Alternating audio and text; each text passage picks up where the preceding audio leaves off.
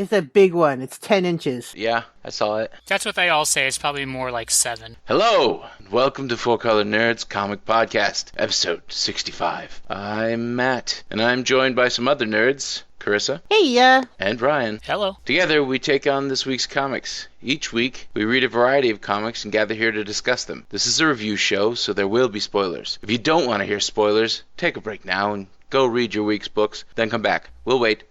Okay, long enough. Each week, one of us picks their favorite book, and that's our pick of the week. This week, I'm that nerd. This week, the pick of the week goes to Action Comics, number 975. Our companion song is Say My Name by Destiny's Child, because, well, read the book, you'll understand.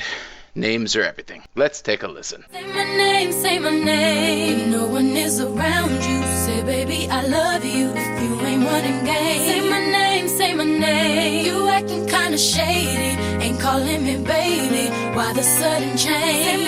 Say my name, if no one is around you. Say, baby, I love you if you ain't running game. Say my name, you acting kinda shady. Ain't calling me baby, better say my name. I'm not going to do, say my name. You just did.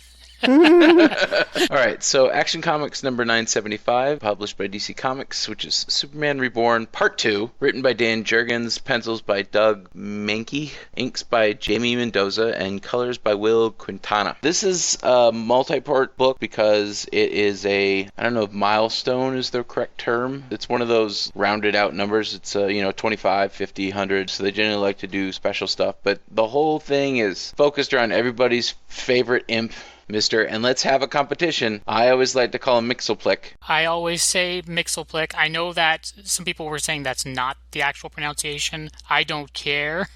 I always say Mixelplick. Mixelplick or Zizix? It's supposedly Mikyaz Spitlick, but that sounds stupid. Purple hat. The cartoons always called him Mixelplick, so he's Mixelplick. It kind of gets to the point where we're explaining finally who that strange Clark Kent is. We find out that Clark Kent is actually Mr. Mixelplick, who has escaped from Mr. Oz's, I was about to say Dr. Oz, Mr. Oz's prison. I'm still stuck to the opinion that Mr. Oz is Ozymandias, who somehow talked Dr. Manhattan into giving him untold powers. Probably something in that scythe he carries around. We're getting closer to the Watchmen DC crossover thing. Flash and Batman are going to do a thing about it in, I think, next month or 2 months from now. The first part of the book is the main storyline that we've been following with John being kidnapped, well, disappearing really, and them, like parents should, going crazy looking for them. Superman then grabs Lois. They head to Clark's apartment,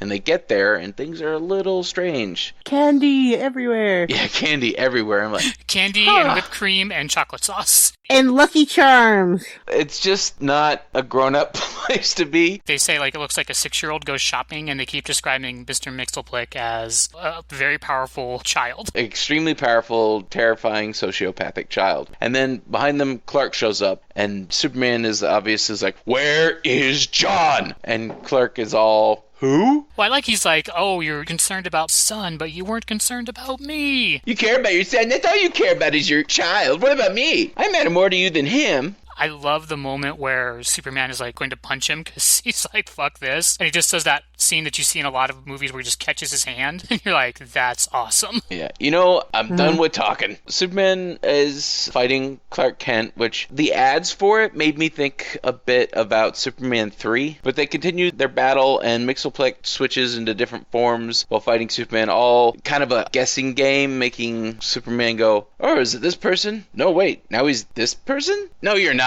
You aren't fucking Brainiac. I really like that part, actually, because each page is kind of a really cool picture of Superman fighting one of his arch enemies. It's pretty well done. Mm-hmm. Pretty awesome. With all the candy nightmares going on. Yeah, where everything's melting in the background and raining candy down on them. Made me think of Fuck Fairyland with the candy, just horror candy in the background. It was pretty cool. So he gets all the way through the fighting. I would have honestly thought that Superman would have figured this out a hell of a lot quicker. So I'm like, wait, he's more than one shape. Let me get through my head of all the people who can shape Okay, so there's one. He's distracted, though. He's all obsessed about John. He has blinders on. We get all the way to the end, and up pops Mr. Mixelplick, who, up to this point, and even in the pre-New 52, they didn't really use Mixelplick as much as I remember him being used back in the day, but they kind of have been going for more of a serious thing. I like how they kind of play with that, actually, that he's like, oh, I show up every 3 months, and John's like, what are you talking about? Like, you're not here every 3 months. He's like, oh, well, sometimes I forget, and timelines are different. Yeah, I was thinking, I'm like, wait, but every 3 months would be like almost every other issue. So... But it kind of makes me think those times where like, oh yeah, I just saw them, or I've been keeping in touch with my friends, but like really you've only seen them on Facebook and you only kind of in your head think that you've been interacting with because, you know, you see what they're doing in their lives, but then you go back and you see Facebook memories and it's like, oh, the last time I hung out with them, oh, that was 3 years ago. What do you mean you had a kid? Mr. Mixelplick, and this kind of reminds me of a cross between Q from Star Trek The Next Generation and Fatal Attraction. I have to wonder if John Delancey probably didn't, because different age and time. I gotta wonder if he read Mr. Mixelplick when he was thinking up Q, because Q and Mr. Mixelplick, very similar characters. Yeah, I see that. And Mixie is a little older than Q. It has that kind of heart-wrenching thing where there's someone in your life who's a friend who you think is a really good friend and you really like them, and then you that moment of realization that you just don't mean quite as much to them as they mean to you. Yeah. That stings. You're like, yeah, we're best friends. And they're like, dude, we barely talk. What are you talking about? I hung out with you that one time. Yeah, I think they made Mixelplick a little sympathetic here. Like, obviously crazy and not dealing with Earth logic, but like you're saying, there is a core to understanding his feelings. Mm-hmm. And he's not just normal crazy in this. He's pissed off crazy. He's just like, I thought we had something. Well, even in all his craziness, he's not actually trying to hurt Superman. He's fucked up in what he's doing. He's having a tissy. Yeah, he's a little tantrum. Trying to express his emotions in the best way he can and get Superman interested. He's that drunk girl at the club making a scene. He's like the ex burning stuff on your lawn. They just want your attention. You said we'd be forever. Yeah. But then they get to the end of it, and we get through the fight, and then we're back. No Mixie, Superman and Lois are in the apartment, and the most fucked up scene. Oh my god, this is horrible. I have read all fucking year long in a comic book. Probably in my entire life, possibly. I don't know, I've read some fucked up shit, especially with you guys. We get to the end, Superman is, Lois, John, we have to get John back. And she goes, John? John who? Oh. And I'm like, oh my god! As a parent, that is so horrible. You know? I'm like, no, there's no John who. No, that's a mother. You can't take that from her. Yeah, I'm like, oh my god, what the fuck? Yeah, this is a really dark Superman story, but it's really personal to it. It's coming after your life. It's very relatable. It's also very existential, is not really the right word, kind of meta in a way that you usually don't get in the mainstream DC book, and Mixie lets you do that. It reminded me kind of a little bit of there was an Alan Moore run that he did on Supreme. It was like the end of the Supreme book, and Supreme himself is a Superman ripoff, or homage.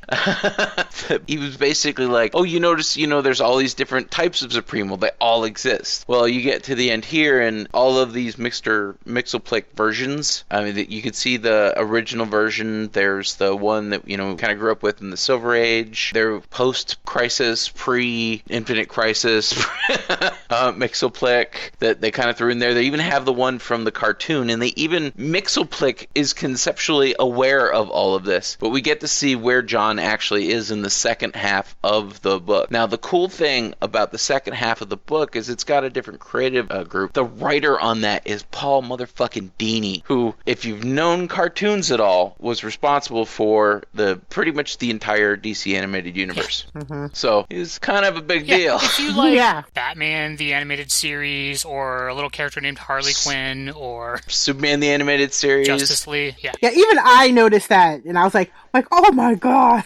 That second story was really good too. Either one as its own would have been my pick of the week, but together? Yeah, they were both fantastic stories, and then together it's really why this one just kind of stuck with me. And they're both mythos stories, and I fucking love mythos. But man, he looks like a super perv creeper in the second story, the artwork. Where he's drawn. Is accurate. They straight up threw in animated Superman in one of the panels. Yeah, I love that. It's the panel that has the Legos. It has the animated version of him, and I'm like, nice play. And even at Batmite, they had his quote-unquote hot girlfriend. Yeah. They're Their take on Mxyzptlk really reminded me a lot of what Jason Aaron is doing with the Collector over in Marvel, where you have these two characters that are almost kind of like these goofy characters, but they have a real 70s or 60s like psychedelic vibe to them. And then you get more of like a darker character examination where they reveal themselves to be basically elder gods of the universe of creation. So you don't know the Collector's history, do you? Because he already was. Well, they really stress it in Jason Aaron's run. Which series is that in? Because I haven't caught that. That's in Unworthy Thor. That's where Betamax Bill term came Beta Ray from. Bill? I kept calling him Betamax, and so it kind of stuck. And much to Ryan's chagrin, it has stuck. Nice. I love it when they take an old, I would dare to say deep cuts, even though you might not think they're as deep, but like a lesser known character or one not as played up as heavily in pop culture, and they bring it back to the forefront. I really like when comics have been doing that. All I have to say as a mom, if someone did that to me, and then I found out like it got reversed, and I knew that you made me forget my own kid, oh hell no. There's gonna be burning fire coming down on you. Lois has no superpowers, but I want to see her come back. Seriously. I'm going to give this, because I don't really like giving 5s, but I'm going to give it 4.75. John who? Just because it's so powerful. I gave it 4.5. My hot girlfriend. I am torn between 4.5 and a 5, but when I think about all the things that this balanced and carried off and the fact that both stories are really good, I am going to give this 5 Ruppeltats. Thought it was pretty spectacular. So still in the DC universe, I'm running us over to the Flash number 18 from DC Comics. We've got Sins of the Father Part 1, written by Joshua Williamson, pencils by Jesus Marino, inks by Andy Owens, colors by Chris Sotomayor. So just like this one says with Sins of the Father, this one really kind of examines all of the Flash relationships with their father. You've got the stuff with Kid Flash and his father being the Reverse Flash and trying to visit him in prison, and all of those conflicts going on. You've got Barry dealing with his father out of prison. And I actually really like the scene where they're all sitting around the table and his dad is just telling embarrassing stories about when he was a kid, which is, I thought, a great little touch to kind of humanize it there a little bit. I did enjoy that. Plot-wise, the really important thing that happens here is the Flash thinks that Kid Flash really needs to go and talk to his father. So he's like, well, let's go to the prison. And Kid Flash is like, well, I went to whatever their maximum security prison is, and he's not there anymore. They said he got moved to some place in Louisiana. And the Flash is like, oh shit. Oh, son of a bitch. Belle Reve, right? With Amanda Waller. So they're like, we gotta break into Belle Reve. So they do, and they fight some like goons there. And Amanda Waller confronts them and does her I'm the evil mastermind bit and basically tells them he was never here. Like, what's a speedster? Like she's like totally playing dumb. And Kid Flash, he doesn't know who Amanda Waller is. So he's kind of like, well, that's weird. I don't understand why she's lying to me. And the Flash is like, that's Amanda Waller. Nothing she says is true. We're going to go hunt this down. So they go off to Australia to chase down Boomerang because that's the person that Flash knows that knows about the Suicide Squad and Amanda Waller. So he's going to try and do one of those frenemy team-up things with him. And he gets down to Australia and you see Boomerang being the Australian piece of crap that he is, in a bar, and they end up fighting. And you find out that Boomerang is there on like a secret mission from her where he's trying to find something, and they end up getting attacked by this weird like spider clan of outback hillbillies. It's kind of weird. I like the issue. I didn't love it, but I thought it was interesting enough. Oh, man. I'm sorry, just the Crocodile Dundee Spider-Man, like, dude? Yeah. They just, like, ruined this. And it's, like, the last page. That's their end note. Usually comics end on something that's supposed to be, like, kind of epic and, like, interesting. And it just ends in this picture of, like, these chuckleheads. And I'm like, are you kidding me? I mean, at least Boomerang is kind of, when they do him, he's kind of self-aware of the caricature that he is. I do like the art in this. I actually like the new redesign for Flash's costume with all the lightning bolts on it. I think that does look pretty rad. Most redesigns on costumes end up being pretty lame. I think that's an improvement on the costume. The lightning eyebrows, though, those gotta go. The lines around the body, okay. The lightning eyebrows, that's a little much. There is a history, at least in DC, of ending books kind of like this. It's like the end of a serialized cartoon. We're like, how will they get out of this next time? Did like the father-son dynamics. All of these Flashes are dealing with their father issues. I think thematically they did a good job of kind of linking all that. And it's kind of tying into the larger Suicide Squad and Amanda Waller becoming a lot more important to the DC universe. Although it is kind of weird because in Suicide Squad, that's where the timeline gets a little weird. Because Waller's dead. Yeah. But here she's alive, so this has to occur before this. Editorial staff not Right. talking to each other. It's like the Tony Stark thing all over again. The dinner together scene made me think back to some of the episodes of Young Justice, because they had a real kind of legacy thing there, because they had Jay, and they had Barry, and they had Wally, and then they had Bart. They often had them kind of eating dinner together, so they show that Flash lineage, because the Flash lineage is very important to the DC universe. It's what ties all of the multiverses together. So the Flash can travel through multiverses. I also have to wonder if it's making an allusion to the fact that we're going to be having Jay back in the standard DC universe. Especially because they're going to be going into Watchmen. You know, just like how Flashpoint was central to stuff, that he may be coming back in some way through that. I hope so. It would be a good way to tie everything together. That's how they started it off when Rebirth started. There was a whole thing about the Flash and a hint of the Watchmen from like the very first issue of Rebirth that we had. They do this a lot where they're running and there's like a bolt of lightning going down the middle of the page to kind of separate the two. That's a pretty good motion scene. You actually get the sense that they're running there pretty well. And they do almost like a forced perspective thing with their hands in front of them. So I think that's a good piece of art.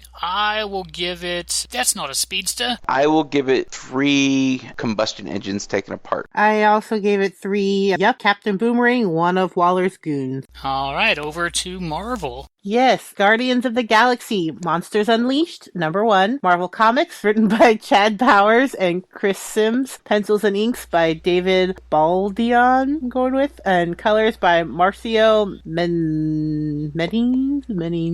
I think it's Minyas. A lot of Marvel second stringers here. We're not a huge fan here of the Monsters Unleashed series in general. I feel like this doesn't really focus on that as much. This is really more of a piece about friendship. So it starts off back on Planet X when Groot was a little sapling. It's Rocket telling the story. And I really like how it starts where, you spend time on a ship with someone and you start to swap stories and you learn things about your crew. And he's like, well, at least I do. The other Earthers people won't even bother to learn his language, which I think is a really interesting perspective. The story goes that a monster came to their planet and burned away a huge portion of their planet. It was taking its people and consuming them and burning them alive to fuel its own self. And there's like this little photo of horrified, amber-eyed kid Groot looking over the carnage. Then we flash forward and it's present day and they're fighting the monsters. They're begrudgingly a team at the moment. I do like when Peter's like, we've got one of the best monsters and he's on our side. You see little Groot like wave. Well, I think that's a commentary on what the whole Guardians of the Galaxy team is. So they beat the monster they're fighting for the moment and they're all like regathering on top of the carrier. Drax is coming out of the water carrying this totally soggy rocket and he just looks miserable. Gamora and Peter are still fighting. The ocean starts bubbling and boiling and they're saying it's too hot and Groot starts like freaking out and like he recognizes the monster. He's just like frozen in fear and you get like this interesting panel where it's that same, like I mentioned, that really bright-eyed little horrified child version of himself at the beginning of the book to his adult Groot version with that horrified look in his face. Really like that it's Rocket is the only one who realizes and puts it together what's happening. The big fire monster grabs Groot and is basically burning him alive and they explain how he regrows himself just like we breathe. He can't control it. So every time he regrows himself, he's giving that monster more fuel. It drags out the torture of being burned alive even further. While they're being attacked, the Guardians are all knocked out. And I love it where Rocket's like, Quill, are you alive? And he's like, Rocket, what's going on? He's like, good, it'd be weird being pissed off at your corpse.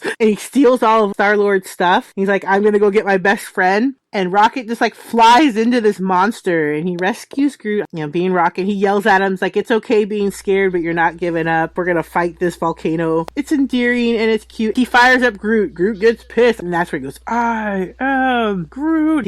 He grows out his more spiky self, not the like super chibi looking one that they had at the beginning. I guess he tried cocooned Rocket inside of himself and he didn't leave him any air. Rocket complains about leaving him air holes next time. It does end on a part where he's like, we are the Guardians of the Galaxy again or what? And like Peter puts his hand in and Groot does and then ends there. You don't know if anyone else is rejoining. This could have easily been a Rocket and Groot story and Rocket doing the blah blah blah for everyone else like he's done in the past. I thought would have been just as fitting. I'm just tired of big events and now they have 3 of them a fucking year. Oh, way more than that, dude. except the X-Men, because they're over here. There's never not at least one event going on in Marvel. It's exhausting. Pretty sure that they're going to grumbly put their hands on top of his hand, especially since Groot, who's the heart of the team, put his hand down. Everybody else is going to join in. I rate it 4. You never even bother to learn his language. I'll give it 2.5, being slowly burned alive. I will give it 3. Come on, guys. All right. Young Animals is still a little confusing to me. Our offering this week is Mother Panic number 4 by DC Comics' imprint Young Animals, like we just said. It's Broken Things Part 1, written by Jody Houser, pencils and inks by Sean Crystal, colors by Jean-François Bellier. Gotham Radio Scene 3, Should Old Acquaintances Be Remembered, written by Jim Kruger, pencils by Phil Hester, inks by Andre Parks, and colors by Trish Mulville. Is that the second story? This is actually my first step into Young Animals. I was less than impressed and a little bit confused. This is a steaming pile of shit. I thought Young Animals was like a completely side, like Vertigo thing, but it just seems like another DC book, but about characters we don't give a shit about. Yes. I like the first Mother Panic. I thought that one was interesting, number 1. Tertiary Batman story at best, but it was really fucking confusing. I'm like, I have no idea what is going on or who any of these characters are or why I care. I agree with you on every point. I found this to be almost incomprehensible in the plotline that was going on, and this is the start of a new arc, right? This is part 1 of a new story, and I have no fucking idea what's going on. I don't know who anyone is other than Mother Panic and her mother, and I don't give a shit about even the people that I know about. This is a giant fucking turd I stepped in this week. I hate it Ratcatcher before, and I've seen that frog head thing before, but I've never cared about them less. I will say this part 2 of the story, because it has absolutely nothing to do with Mother Panic, is actually pretty decent. I like seeing Ratcatcher, and I did like seeing that she's starting to collect other victims, I guess, as it were, from that boarding school, and they're teaming up in a way. I mean, that's good for her. The weird interaction with her mom is just interesting. I like how they kind of play her mom. Yeah, I was not a fan of this book. Yeah, I wasn't. My favorite part of this book was really towards the end, there's this Team Carson Who's Who thing. That was my favorite part of the book. Oh, and that one collected Wonder Woman ad. That was really good. If the ads are the best part of your book. Really like MCR, and Gerard Way's kind of cool, and I'm like, this is what you're doing? He's written good stuff before, though. I mean, I think that's why they gave him Young Animals. Well, he's like editor-in-chief, basically. I don't like it. I really, really don't like it. I'd rather read bad Batman stories, because at least then I have Batman. And I hate the art on this so much. The art was shit. Maybe somebody likes it, but I don't. I'm going to give this book 2 I don't give a fucks. I will give it 1.5, and it only gets the half a star because I liked the second story to balance it out. Flaming dumpster fires of dog shit. Carissa? I think he goes over the top. But anyways... There are things I found interesting. I liked the first one, and there's parts that I thought were okay, but yeah, it's not really my thing. And so I gave it 2 That Wall Bites Back. Over to Marvel. Put on your helmet and fly us over there. Yay! Nova, number 4, Marvel Comics, written by Jeff Loveless and Ramon Perez. Pencils and inks by Ramon Perez, and colors by Ian Herring. We are back in the Marvel Universe. Okay, my biggest problem with this is Nova is supposed to be a teenager. Thank you! And the way he's drawn in this, he looks like a 6th grader. Thank you! I think he's in junior high, so... He looks 9, and that girl looks 9. Especially if you look at how Nova's drawn in Champions, he looks considerably younger and shorter in this book. True. I get the sense in both Guardians and this that he's in junior high, not high school. But even in junior high, I feel like he looks way shorter in this one. It shows Nova asking a girl out on a date and flirting and being cute. And she's like, yeah, pick me up at 7. He's like, but I can't. Because he doesn't have a license, but he can fly over the galaxy, which he will point out multiple times this issue. And then it jumps to Rich Rider as Nova flying around. He's going to his secret hideout where he is quickly, as he enters, taken out and bashed over in the face by Gamora. And he's like, that's the girl I was hoping to find. And she's surprised to see him because, he's supposed to be dead. It jumps back and forth between Nova and Rich. So the part he's getting ready in the shower and he's like, I'm going to screw it up. I need not to think about Nova. I just need to focus on being on the date. That was kind of cute. What I like about Nova is when they do kind of his fears and anxieties about being like a normal teenager and having to interact with girls and then having all of the Marvel heroes say that he's a failure. I like when they do that. I think that's a really strong part of the book. So as he's getting getting ready and he's shaving, his kid's sister comes in and she is in a Spider-Man shirt and a towel cape with like a Nerf gun. And she says, I'm gonna get you, evil space tiger man, and like pelts him. And he yells at, saying that she's being a brat. And the mom's like, play with your sister. She loves your hero and her big brother. The sister's like, I want to wear your helmet. And he's like, no, the last time you did it, you punched a hole in the wall. And so he shoos her away, and like you see her like all like bummed out and hanging with her snoozing grandma. And you know, that's where we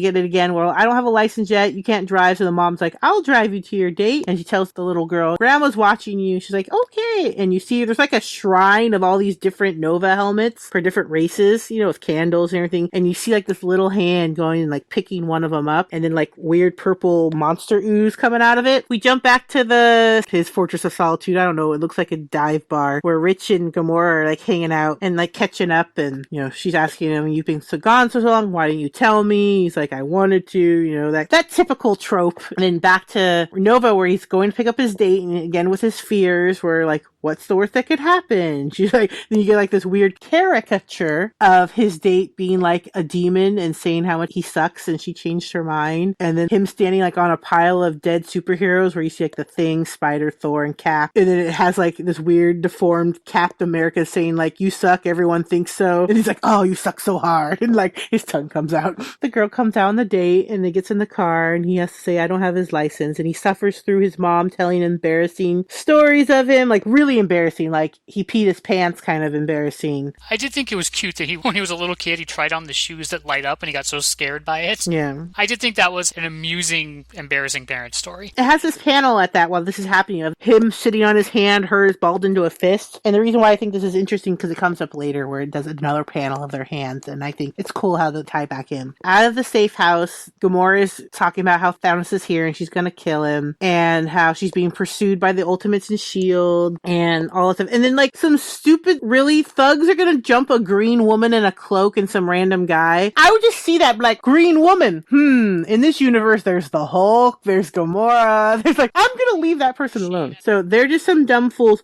with a knife. That's it, like a pocket knife at that, not even like Crocodile Dundee knife. And that's when they go, oh, we're good at other stuff, which, you know. Because they're talking before about how they were never good at talking. Yeah. And there's clearly like a double entendre going on there about being good at other things. Fighting is one of them. The other one starts with F too. So the mom drops them off at the mall, and they're complaining about who rarely hangs out at the mall anymore, which actually no one does. Malls are closing all over the world because no one goes to them anymore. The food place has like a 2-hour wait, and the girl reassures him he doesn't really have to do this, you know, the typical date stuff, movie, mall. So instead they decide to walk around and make fun of people, you know, like kids do.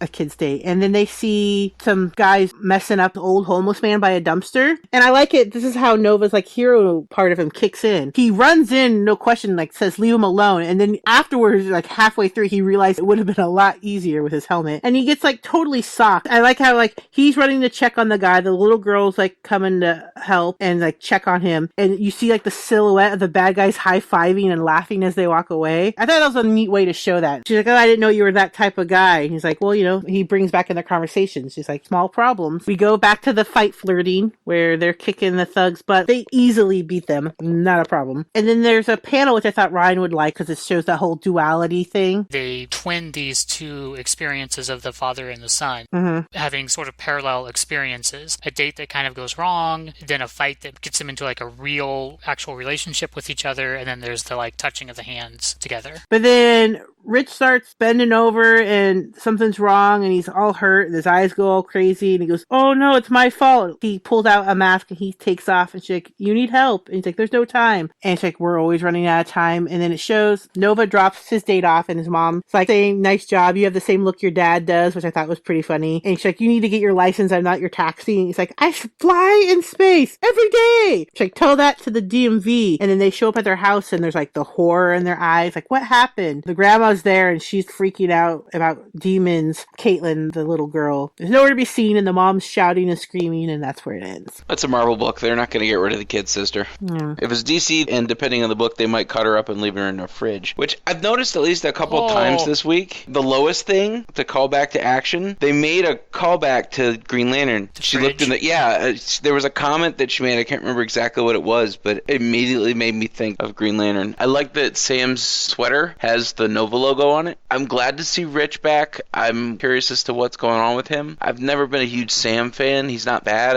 I grew up with Richard Rider being the Nova. I think that the book has really good insights into that kind of awkward anxiety of being a teenager in either high school or junior high, depending on how you read it. And I think that stuff is really the best part of the book. The superhero punch-in, I don't really care about. I gave it 3.5. You suck so hard. Because I just liked how Cap was drawn. You suck so hard. I will give it 3.5 awkward dates. I will give it 3 Nova helmets sitting in a weird altar thing. So, over to DC for Suicide Squad number 13. There's 2 parts to this. There's Burning Down the House Part 3, Being Good, written by Rob Williams, pencils by John Romita Jr., inks by Richard Friend, colors by Dean White and Jeremiah Skipper. Then there's a second part, Hero or Villain, written by Rob Williams, pencils by Eddie Barrows, inks by Eber Ferreira, and colors by Adriano Lucas. So the Burning Down the House part is kind of continuing the story of Amanda Waller being killed, and the Suicide Squad there's actually 2 kind of parts that are going on here. The first part is the leaders of the Suicide Squad, Flag and Katana, are captured by Rustam, and he's basically trying to convince them that he's not their enemy, that he's trying to free the world, and Amanda Waller is this kind of horrible, I think they call her a blackmail goddess, and that he wants to free everyone from that. Using the most horrible burn everything down to the ground, I mean obviously this is called burning down the house, methods he can. So they're being confronted with that, and they're going to have to make a choice if they want to join with him or not. And I mean, spoiler, they're not going to, right? Because obviously they're not going to. And then the second part is Harley Quinn and Killer Croc basically confronting Deadshot about being the one who killed Amanda Waller. And he's like, yeah, Rustam hired me to kill her, and we all hate her and wanted her dead, so I don't understand why you guys are upset with me. And the reason the Suicide Squad is pissed off is they're supposed to be a team, and he kind of went rogue on them. So they kind of battle a little bit and,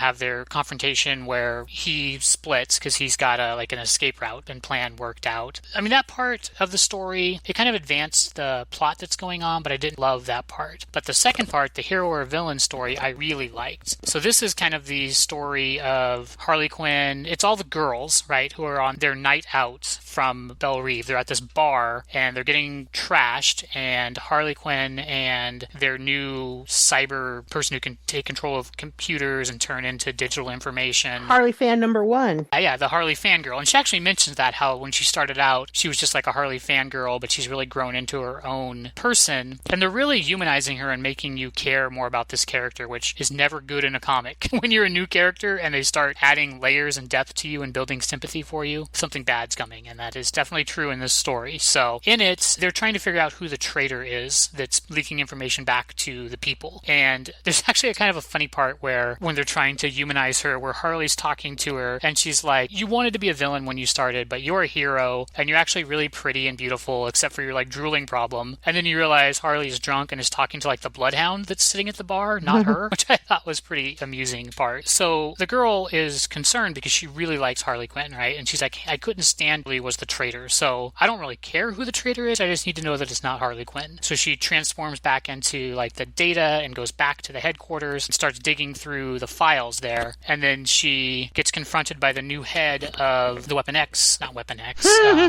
what is it? It's something X. Task Force X. Task Force X, there you go.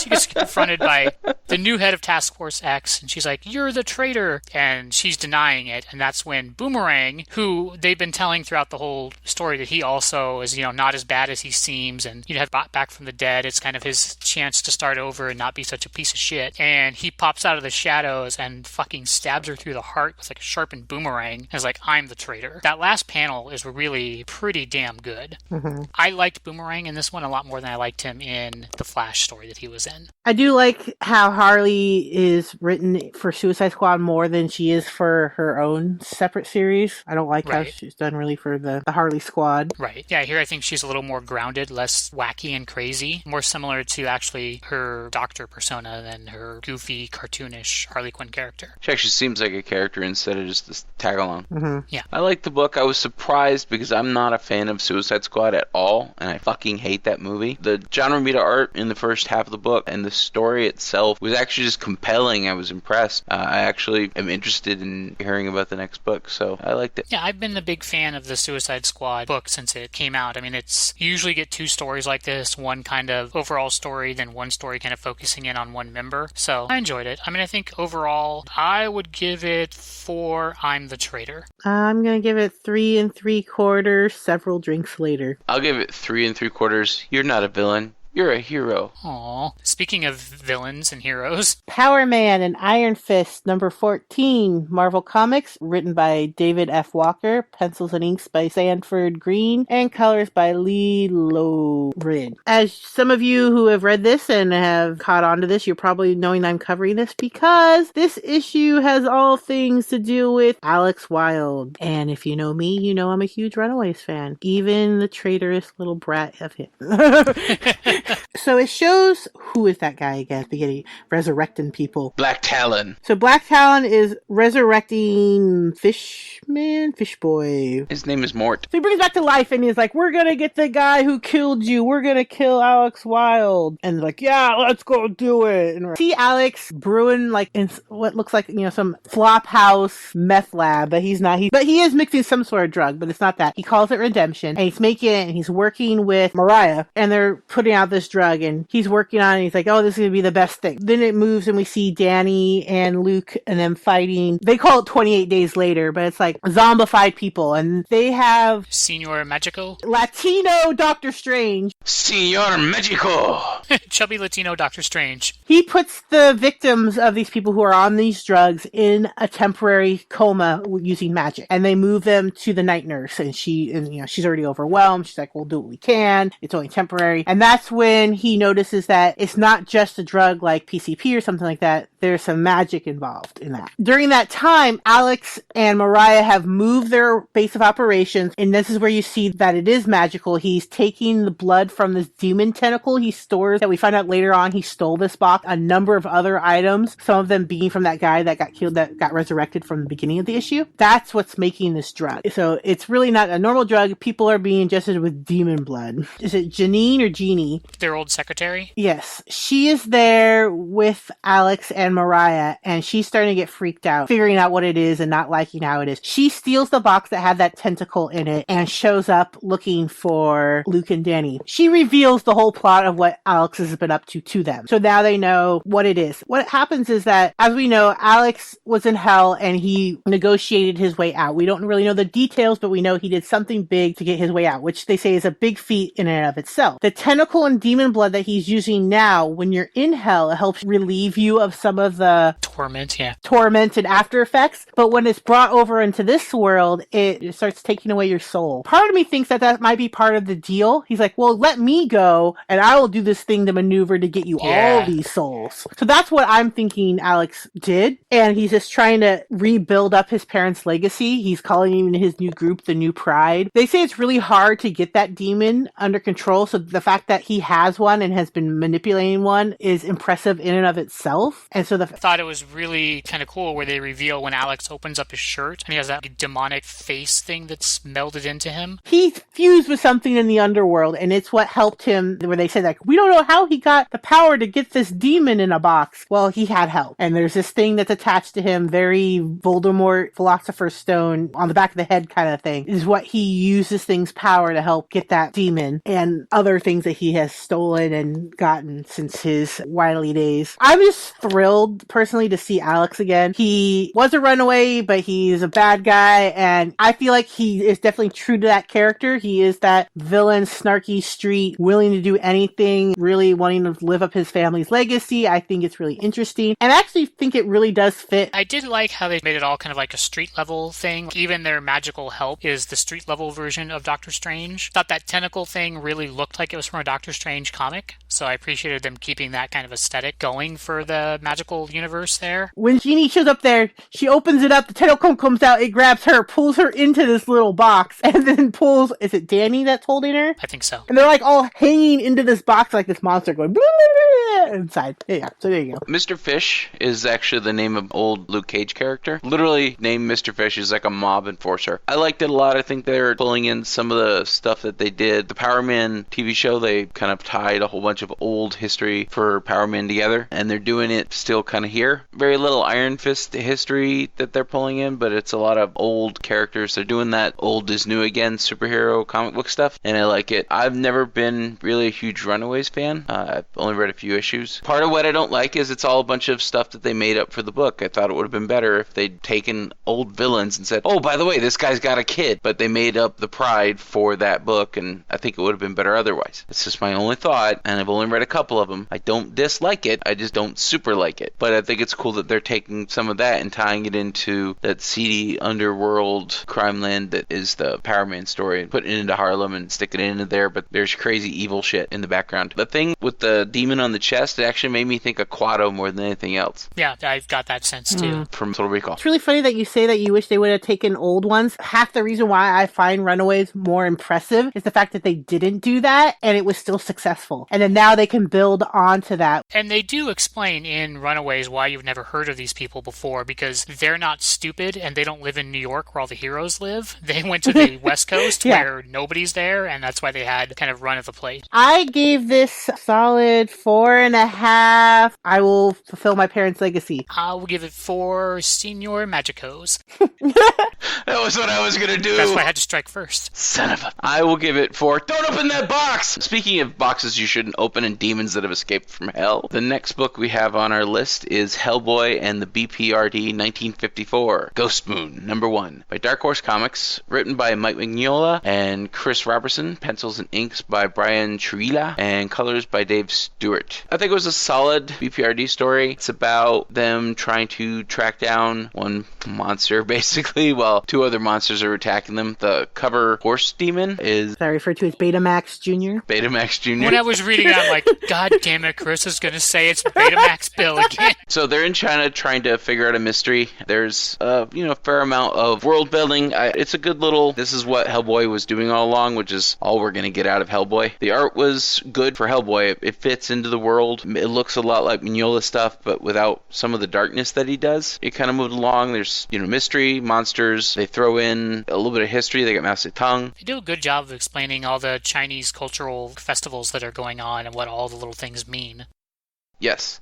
That's kind of the thing that the BPRD world has really been good at, is taking real world mystery, like stories and stuff, and weaving them into this dark hell land. I thought it was pretty good. Yeah, I enjoyed it. I like BPRD and Hellboy. Hellboy doesn't suffer from this as much, but BPRD is such a long story that it's real hard to jump in and follow it. So I appreciate when they kind of break off smaller stories that occur in a nebulous time period that doesn't have to really tie into too much continuity. It's almost like when you read old Conan stories, where it's like, at some point in Conan's life, this happened. So I appreciate that. People have actually sat down and done a timeline for Conan so that you can tell what order those stories are supposed to be in. I think that's the strength of where Hellboy always had, and I think they lost their way with the Hell on Earth mega story. If they kept it to short runs of these cool, encapsulated dark stories that happened sometime in their lifetime, I think that they would have had a lot more success with BPRD and not had to finish it up. I think it ended because they're like, well, what the fuck are we going to do?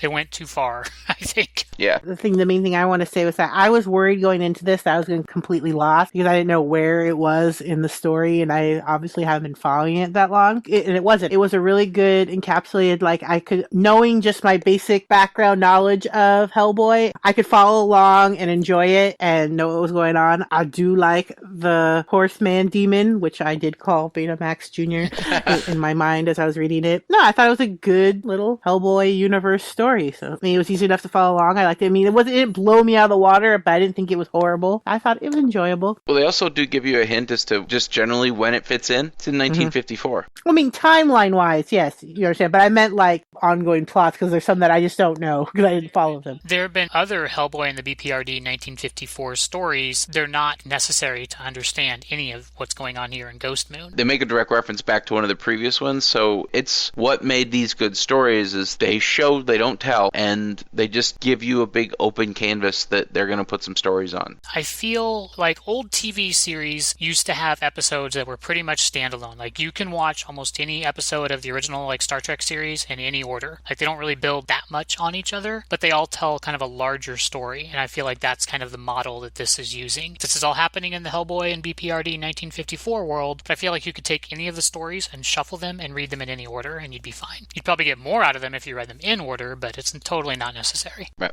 I agree. You want to rate it? So what did you end up rating it? I give it a solid 4 Betamax demons. Oh, the infection is spread. No.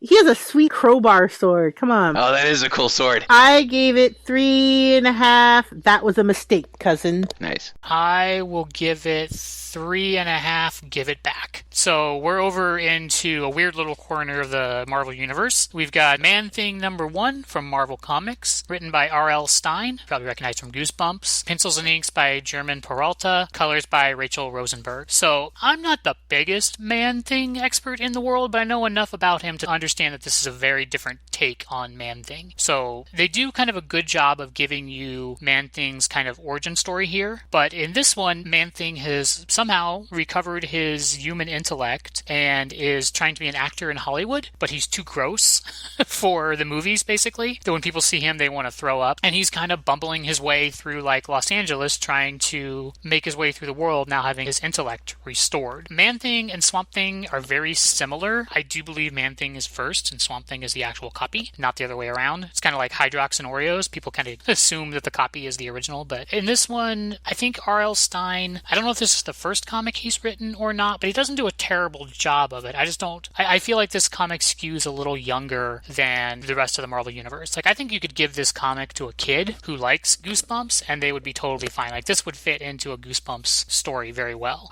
There's a second backup story here that doesn't have anything to do with Man-Thing, and seems more like they just let R.L. Stine write kind of like a horror story, and I actually really liked that story much more than the actual Man-Thing story that's going on. That one, it was really good. I like that one. I like that too. That main story sucked, but man, that backup story that was 4 pages long, I love that. I wouldn't say it sucked for Man-Thing. It's just like, I felt like there were aspects of Man-Thing that they didn't emphasize, maybe because they're not trying to make it a horror book. Like, I just assume that Man-Thing is going to be a horror book, and this one, if it is horror, it's like horror for like 10-year-olds. Like, it's not that scary.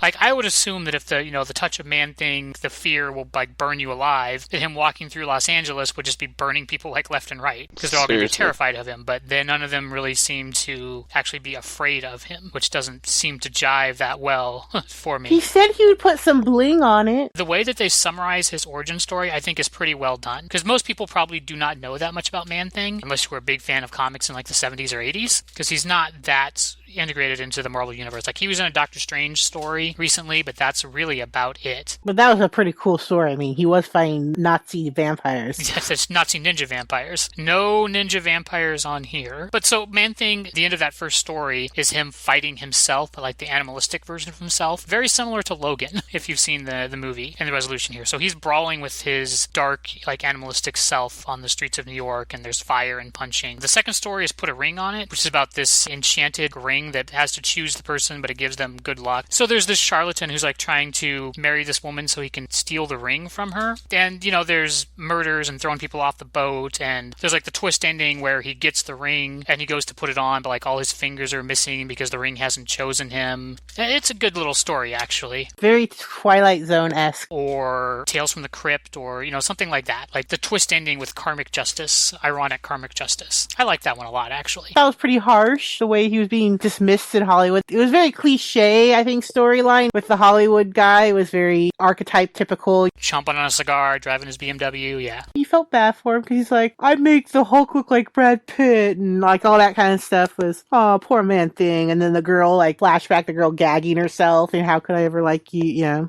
I like that it was summed up. I thought it was neat. But yes, I definitely, when I got to the second story definitely pushed out Man Thing and, you know, it was way more interesting to me. I feel like he was kind of limited by having to write a Man Thing story, but when he was allowed to run free, it was much better. R.L. Stein's style, I always place in my dark heart. You know, that's where your kind of like love of horror start. Your starter kit on horror. Now, if there was the ninja Nazi vampires, I was really hoping for it. I'm like, dude, they just had Doctor Strange. That was like a little precursor. We're going to get a whole issue about them. I'm like, oh, we didn't. I'm bummed. I think I got my hopes up for nothing. Comment on the whole Swamp Thing, Man Thing thing. They both came out in 1971. Swamp Thing only came out 2 months after Man Thing. There's no way they could have made a copy, but they're both copies of the Heat, which is his character from the 40s in Airboy books. So, no, he's not the copy or the original. So, yeah. They both creatively stole at the same time. But also, to that point, Man-Thing has been a brainless walking swamp for 46 years. Swamp Thing has had a long and storied history. Man-Thing's just like, oh, hey, look, there's the swamp walking. I thought this was pretty good. I liked it. I didn't think it was great. It's not going to make me a huge super fan, but it was a good read. R.L. Stine did a pretty good job with this, but I did feel like I was reading kind of a not quite as deep Swamp Thing the entire time I read it. I feel like this bears a lot of similarities to if they took a Goosebumps story and made it into a comic book. Yes, Goosebumps Swamp Thing. Yep, yeah. I agree. It's a 1 of 5, so it's going to be a limited run series. I probably will read most of them, if just for the backup stories, if nothing else.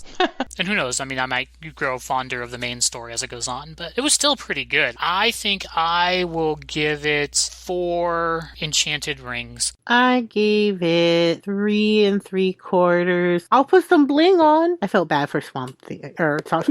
Man Thing. I'll give it 3 3/4 Heat ripoffs. Murder droids. Dr. Aphra, number 5, Marvel Comics, Book 1, Part 5, written by Kieran Gillian, pencils by Kevin Walker, and inks by Mark Deering, and colors by Antonia Fabella. It's Dr. Aphra time! Sorry, I'm a little excited. I do love evil Indiana Jones in space. Yes, me too. That's what I call her, with the murder droids. Last we left off, they had just landed on that planet of ruins and dead Jedis. Let me remind you, gentle listeners, they're still there. The father is looking over everything. They're walking through, they're trying to figure it out. The evil Imperial officer, Chica, she has followed them. They are not alone. So their time investigating is quite limited. BT and 000 are like BT's like telling 000, do they notice all these shards on the ground? And they're like, oh, surely if they're our masters, they must know more than us. I love how much he hates flesh creatures. Which is funny because later on it comes up that they need certain crystals to power things, and they're limited because they abandoned the ones that they had on Yavin 4, and so they only have this one left, and later on Dr. Aphra finds another one. But they could have used those other ones, but the droids did not enlighten them to what they were noticing, so because they're them. They open up this chamber, and it's like filled with crystals, and as you know from, the last movie, and stuff like that, they were destroying a lot of the temples where their crystals were built. So that alone, I think, is a big find for Aphra and her father. But as they're going in is when the troopers come, and there's this wonderful panel where 000 sees them, and they kind of like back into the shadows, and they let the Imperial forces pass them by, and they're like, there were rather a lot of them. Maybe we should warn Master Aphra. I'm sure it can wait till we get back to the ship. And they just kind of mosey on back to the ship. I did like that. I like that like panel where they're there and you just see like their eyes. Like there's a Simpsons clip that goes around where Homer merges into like the bush to the like hedge. Hide from things, and that's totally what this reminded me of. Yeah, they just kind of backed into the darkness. So they're like in this weird centrifugal like ring thing that's like open to space. So there's some weird, they even mention it, that there's this weird Jedi computer force power keeping them so they're not being sucked into, the coldness of space, and they can breathe because they're not wearing anything. They're just walking around in their parkas and earmuffs. But when they're attacked by the Imperials, Aphra makes a really dumb call where she's like, Black Kristan, you handle this. We're gonna go on. And he takes a couple like shots of them, and that's around when the droids actually do warn her, when it's way too past the point. And he takes a couple shots, and he's just like, F this, and he like walks out. Yeah. And later on, when he tells the droids to tell Afra when they're in a pretty dire spot, her and her dad, that we're leaving now, and if you survive this, you still owe me, bitch. No Wookiee loyalty here. Yeah, that Wookiee is like, F that. They activate this thing that's like a force power where they can walk across to like this, like, it's like the main computer, basically, in any kind of like core thing. Like, very typical Star Wars, where the big center core thing, cylinder in the middle, is what you need to get to. It seems like the ongoing story. Yep, New Hope, Force Awakens, this. And inside, there's more crystals and more dead Jedi. And this guy that they keep calling the Immortal Roar, or whatever his name is, they keep mentioning, like, he's like, oh yeah, this is someone we want to talk about. She's like, he ain't so immortal. Look at his dead body.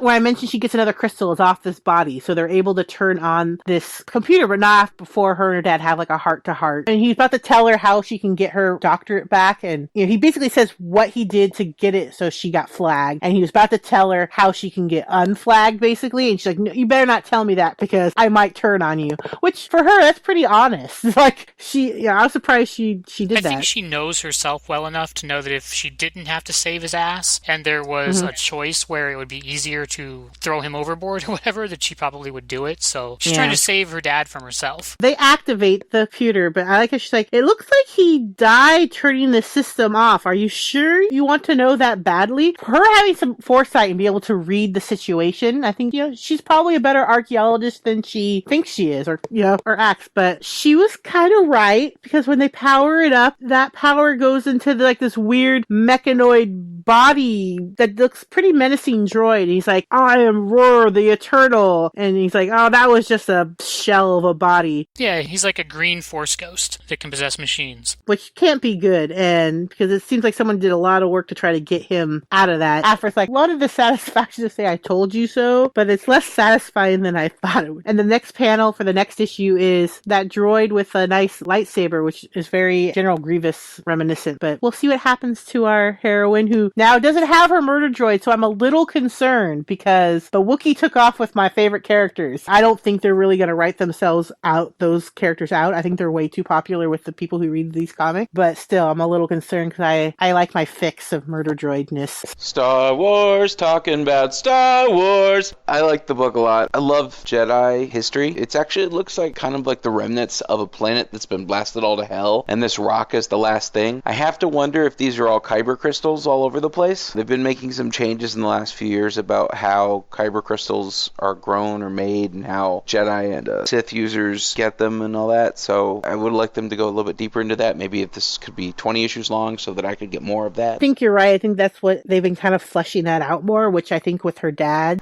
as a character has really brought that more to light, because he's all about Jedi history and those crystals. So I haven't actually read the first 4 of these. I'm going to have to go back and read them now. They're in my pile of Star Wars books I need to read, and I haven't gotten through yet. I really like this book. I'm interested to see where it goes. I'm pretty sure that the next issue is going to have Chrysoton coming back for them with the murder droids and saving the day just at the last moment, just because, well, that's how Star Wars happens. Also, pretty sure that the Immortal Ruler is going to go after the Empire guys and take those out, because just got a feeling about it. Their covers lately have been kind of, this is a really scary thing, and then that doesn't happen at all. Everything about it was pretty fulfilling for a Star Wars fan. As far as our favorite murder droids go, the only places that they're going to be are around her or around Vader, and Vader doesn't have, well, he doesn't presently have his own book. They're coming out with another one that takes place immediately after Revenge of the Sith, which we're probably going to have to start reading. It's an ongoing too. Interesting.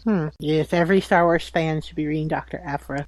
I agree. It's nice because it's not tied into the canon very much, but it relates into the larger mythos. And I really love the characters, and I love the story they're telling. So it feels very, very Star Wars. Yes. Totally does. That's why I like it. Let's rate it. I'm going to give it 5. I really liked it. 5. Christian's just peace out. Ditching that bitch. I will give it 3.5 stolen lightsabers. God damn it! Yeah, she was smart. She was stealing lightsabers. Second time you took mine. I'm going to give it 4.5. Oh, I palmed this crystal. Well, so those were the books we read this week. Check out our other podcasts, Broke Gaming and Cut the Cord, as well as other nerd shenanigans. Shenanigans? Shenanigans! Other nerd shenanigans. Go check out fourcolornerds.com or our Facebook page. You can follow us on Twitter or at Instagram. You can also also find the podcast on iTunes and on Google Play Music. On Stitcher. On SoundCloud. And on Podcast Addict. Be sure to come back next week for another episode. Until then, keep reading, nerds. That's the good one.